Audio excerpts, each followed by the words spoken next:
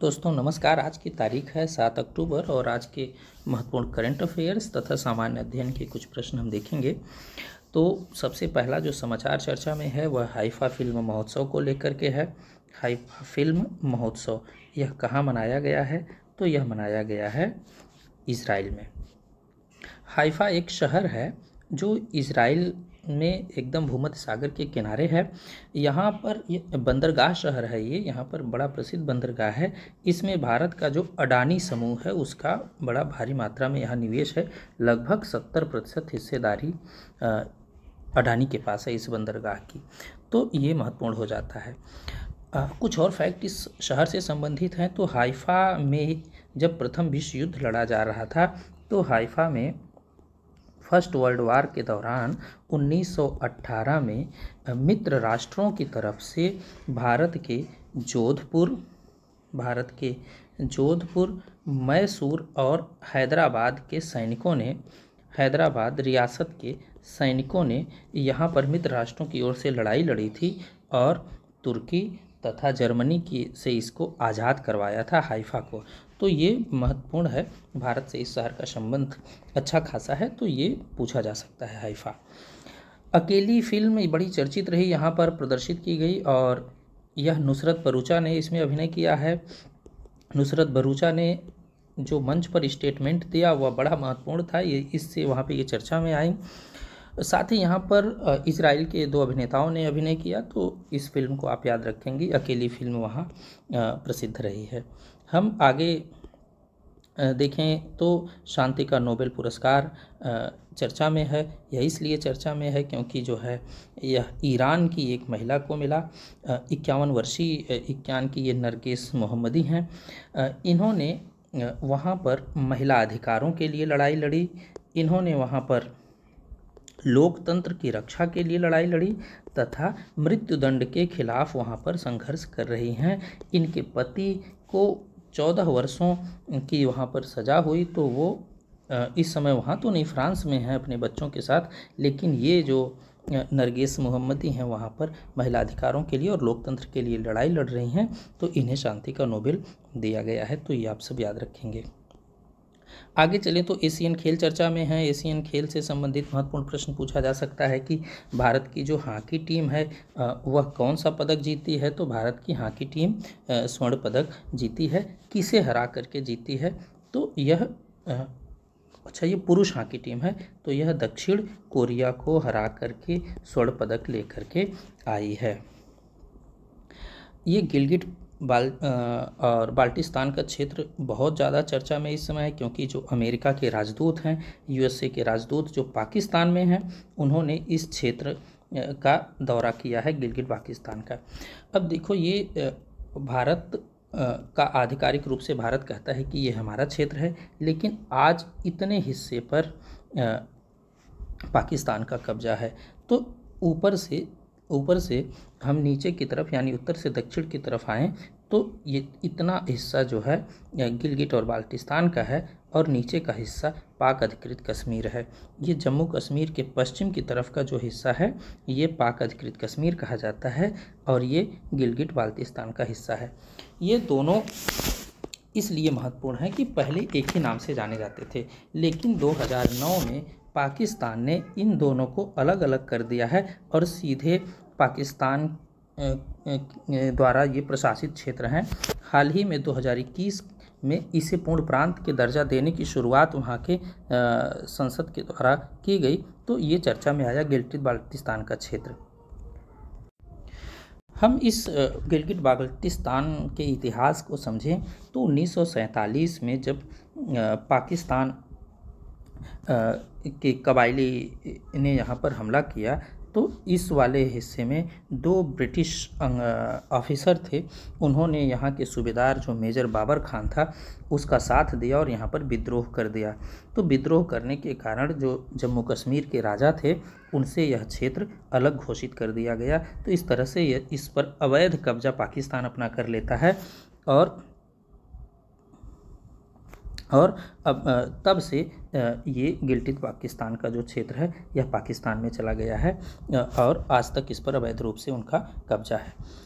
यहाँ से कुछ प्रश्न और पूछे जा सकते हैं कि इस इलाके को किस नाम से वो जानता है, तो उत्तरी शुमाली क्षेत्र इसको कहा जाता है। पाकिस्तान में क्या कहा जाता है, उत्तरी शुमाली क्षेत्र कहा जाता है।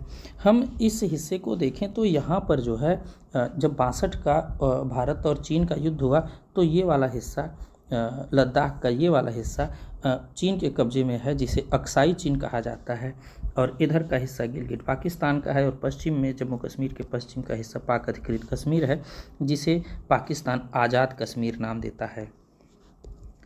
साथ ही जहाँ पर ठीक लद्दाख के उत्तर की तरफ वाला जो हिस्सा है वह हिस्सा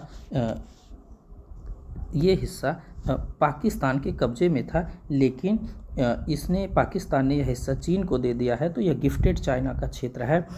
इस क्षेत्र से प्रश्न परीक्षाओं में, प्रतियोगी परीक्षाओं में पूछा जाता है, क्योंकि यहीं पर दो महत्वपूर्ण प्रश्न बनते हैं यहाँ से, क्योंकि यहीं पर सियाचिन ग्लेशियर है, सियाचिन ग्लेशियर है, और यह सियाचिन जो ग्लेशियर है यह कराकोरम रेंज में है, कराकोरम रेंज में है।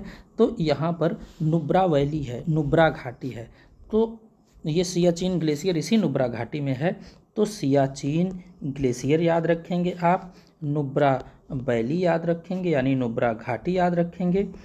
साथ ही यहाँ पर इस जंक्शन पर सियाचिन ग्लेशियर और नुब्रा घाटी है, साथ ही यहीं पर सक्षम घाटी भी है।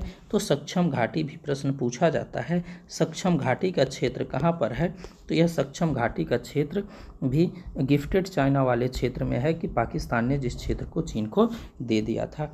साथ ही कुछ और ग्लेशियर का नाम आप लोग याद रख सकते हैं, जैसे बोल्तारो ग्लेशियर है, बियाफो ग्लेशियर है, हिस्पर ग्लेशियर है।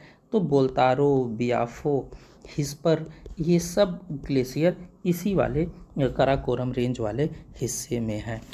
जम्मू कश्मीर में और एक दो ग्लेशियर का नाम देखें तो पूछा जा सकता है, जैसे पीर पंजाल वाले रेंज में देखें तो ये पीर पंजाल वाले रेंज में देखें तो यहाँ से आकर के आगे की तरफ जब बढ़ता है तो हिमाचल प्रदेश वाले हिस्से में जहाँ लाहौल और स्पीति की घाटी है वहाँ पर पूछा जा सकता है कौन सा ग्लेशियर है, तो सोना पानी ग्लेशियर है। कौन सा ग्लेशियर है, सोना पानी ग्लेशियर है। साथ ही अभी देखिए सिक्किम में बाढ़ आई तो तीस्ता नदी का जहाँ से ओरिजिन होता है तो वहाँ भी एक ग्लेशियर है, उसका भी आप लोग नाम याद रखिए, कंचनजंगा। और जहाँ पर कंचनजंगा रेंज है, जहाँ ये मान लेते हैं सिक्किम है, इधर की तरफ नेपाल है, इधर की तरफ भूटान है, तो इस वाले हिस्से में एक ग्लेशियर है, इसका नाम है जेमू ग्लेशियर। इसी जेमू ग्लेशियर के आसपास से तीस्ता नदी निकलती है, तो ये भी याद रखिएगा आप लोग। हम आगे चलें तो हाल ही में यह बड़ा महत्वपूर्ण प्रश्न बन सकता है कि किस राज्य ने अपने यहाँ की नौकरियों में महिलाओं को 35% आरक्षण देने की बात की है, तो यह राज्य है मध्य प्रदेश। इन्फोर्समेंट डायरेक्टरेट चर्चा में इसलिए आया क्योंकि अभी न्यूज़ क्लिक के संपादकों पर, न्यूज़ क्लिक एक समाचार पोर्टल है, यूट्यूब चैनल है इसका, तो यहाँ पर कहा गया कि चीन से न्यूज़ क्लिक पैसा ले रहा है और इसके समर्थन में बातें लिख रहा है तथा भारत के विरोध में कार्य कर रहा है। तो UAPA एक्ट लगाया गया 1967 के तहत, यानी अनलॉफुल एक्टिविटी प्रिवेंशन एक्ट। साथ ही इस चीन से आई फंडिंग की भी जांच की जा रही है, तो ये जांच करने वाली जो एजेंसी है यही ईडी है, इसलिए यह महत्वपूर्ण हो जाता है। तो हम इस ईडी के बारे में देखेंगे। तो इन्फोर्समेंट डायरेक्टरेट एक ऐसी संस्था है जो कि बहु अनुशासनात्मक संस्था है, बहु अनुशासनात्मक संगठन है, यानी कि यह अनेक चीज़ों की जांच करती है। अब देखिए जो हिंदी में इसके लिए जो शब्द आता है वह है प्रवर्तन निदेशालय। तो हम लोगों ने कुछ दिन पहले करंट अफेयर्स में चर्चा किया था prevention of money laundering act, यानी धन शोधन के लिए कोई जो कानून लाया गया, यह 2002 में लाया गया। तो धन शोधन यानी अवैध स्रोतों से जो धन कमाया जाता है और बाद में उसे वैध कर लिया जाता है। तो यह prevention of money laundering act के तहत जिन मामलों को दर्ज किया जाता है उसकी जांच करता है प्रवर्तन निदेशालय। तो पीएमएलए एक्ट के तहत मामलों की जांच करता है। साथ ही फॉरेन एक्सचेंज मैनेजमेंट एक्ट आया था 1999 में। ये क्या है? फेमा एक्ट इसको कहा जाता है, यानी जो विदेशी मुद्रा विनिमय अधिनियम, फॉरेन एक्सचेंज मैनेजमेंट एक्ट।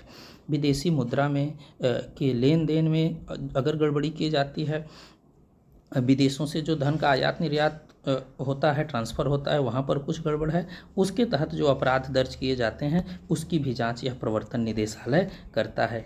साथ ही 2018 में भारत की सरकार ने भगोड़ा आर्थिक अपराधी अधिनियम लेकर के आई थी, यानी भारत के बैंकों से धोखाधड़ी करके आर्थिक अपराध करके कोई अपराधी अगर भारत से भाग गया है तो उसके खिलाफ 2018 में अधिनियम आया। तो यह ईडी इसके तहत यानी इन्फोर्समेंट डायरेक्टरेट इस कानून के तहत भी जांच करती है। जैसे मेहुल चौकसी का मामला था, विजय माल्या का मामला था, तो इन सब मामलों में जांच करने का काम कौन करती है? यह ईडी नामक संस्था करती है। तो इसके बारे में थोड़ा सा देख लें कि कब गठित हुआ, कैसे गठित हुआ। तो यह वित्त मंत्रालय के अधीन यह संस्था काम करती है, वित्त मंत्रालय के राजस्व विभाग के अधीन काम करती है। और 1956 में इसकी स्थापना की जाती है। इसका मुख्यालय जो हेडक्वार्टर है वह न्यू दिल्ली में है, नई दिल्ली में है। इसके अध्यक्ष का जो है कार्यकाल वह 2 वर्ष का होता है, लेकिन सरकार इसे बढ़ा भी सकती है, अधिकतम 5 वर्ष के लिए कर सकती है। तो इस समय जो ईडी के प्रमुख हैं उनका कार्यकाल केंद्र की सरकार ने बढ़ाया है, तो इसे भी आप याद रख सकते हैं। ये महत्वपूर्ण था इन्फोर्समेंट डायरेक्टरेट।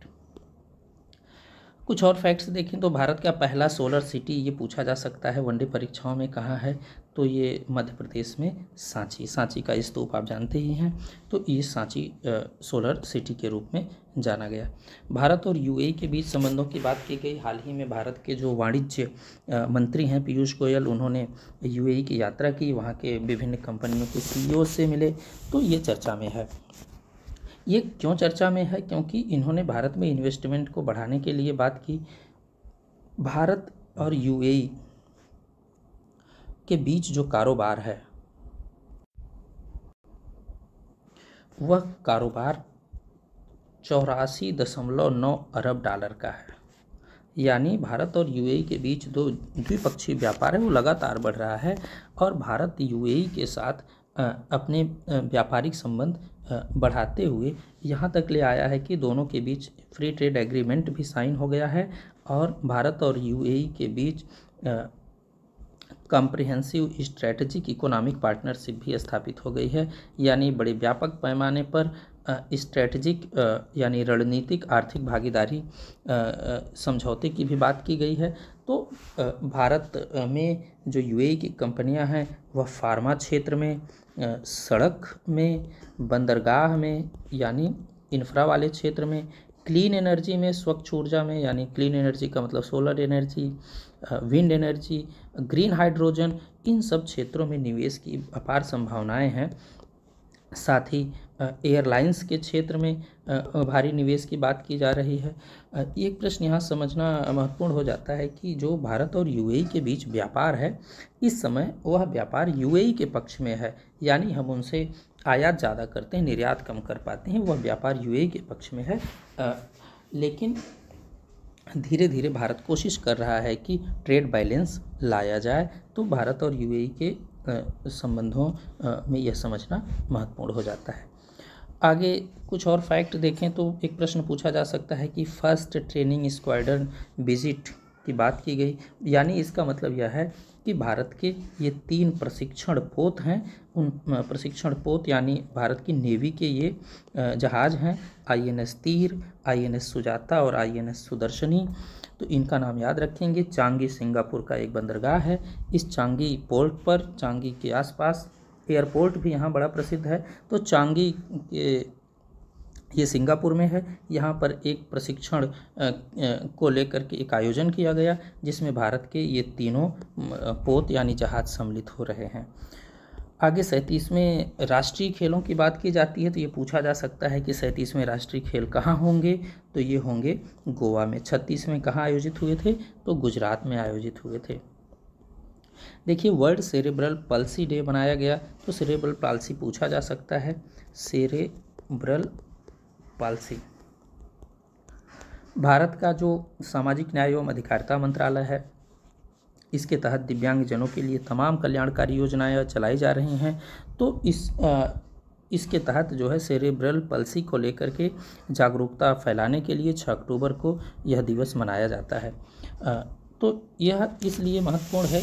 तो पहले ये जानें क्यों यह बीमारी कौन सी होती है। तो यह एक मस्तिष्क से संबंधित बीमारी है, जिसमें जो है व्यक्ति के मस्तिष्क का कुछ हिस्सा प्रभावित हो जाता है, जिससे वह अपने शरीर पर ठीक से संतुलन नहीं रख पाता है और व्यक्ति के जीवन में, दैनिक जीवन में अनेक कठिनाइयों का सामना करना पड़ सकता है। तो यह एक तरह की न्यूरोलॉजिकल डिजीज है,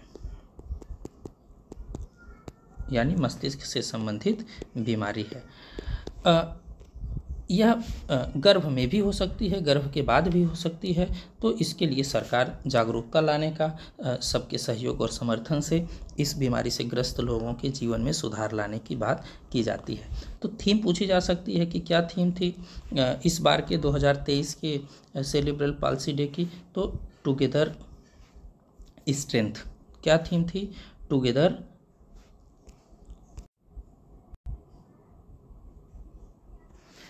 तो क्या थीम थी इसकी वर्ल्ड सेरेब्रल पाल्सी की, तो इसकी थीम थी टुगेदर स्ट्रॉन्गर। इसका मतलब यह हुआ कि लोगों की एकता, सहयोग और आपसी समर्थन की बात की जाती है इस बीमारी को दूर करने के लिए। Together stronger. नागोर्नो कराबाख का क्षेत्र देखें तो बड़ा महत्वपूर्ण है ये, क्योंकि ये काफ़ी दिन से चर्चा में है। हमने कुछ दिन पहले डिटेल में इसको करंट अफेयर की क्लास में देखा था। आज बस इतना समझते हैं कि यह कहाँ किन दो देशों के बीच विवाद का मुद्दा है, तो यह आर्मेनिया और अजरबैजान के बीच विवाद का मुद्दा है। इस नागोर्नो कराबाख के क्षेत्र में आधिकारिक रूप से यह किसके कब्जे में है, तो अजरबैजान के कब्जे में है, लेकिन प्रजातीय रूप से यहाँ रहने वाले लोगों की जो प्रजाति है वह आर्मेनिया से मिलती है। तो यहाँ पर अलगाववाद की गतिविधियाँ उठती रहती हैं। इनको दबाने पूरी तरह से अब दबा दिया है किसने, इस अजरबैजान ने। ये अजरबैजान मुस्लिम कंट्रीज़ के समर्थन की बात करते हैं इसकी, यानी यहाँ पर मुस्लिम आबादी ज़्यादा है तथा आर्मेनिया में ईसाइयों की संख्या ज़्यादा है। ये 3 देश देखते हैं हम, तो जॉर्जिया, आर्मेनिया और अजरबैजान, ये इन तीनों को एक नाम से जाना जाता है। इन तीनों को कहा जाता है ये काकेशीय देश हैं, यानी काकेशियन कंट्रीज़ हैं, क्योंकि काकेकस पर्वत के नीचे की तरफ हैं ये। काकेकस पर्वत के नीचे की तरफ जो ये देश हैं, इनके पूरब में कौन सा सागर है ये पूछा जा सकता है। कौन सी झील है, तो कैस्पियन सागर। लिखा सागर है लेकिन है झील। पश्चिम की तरफ कौन सा समुद्र है, तो ब्लैक सी है। तो मैप की लोकेशन आप लोग देखते रहें, ये महत्वपूर्ण है। आगे हम चलें तो अब बस आज के लिए इतने ही करंट अफेयर्स थे। तो अब आगे के हम समाचार कल देखेंगे। आप सबको सुनने के लिए बहुत बहुत धन्यवाद।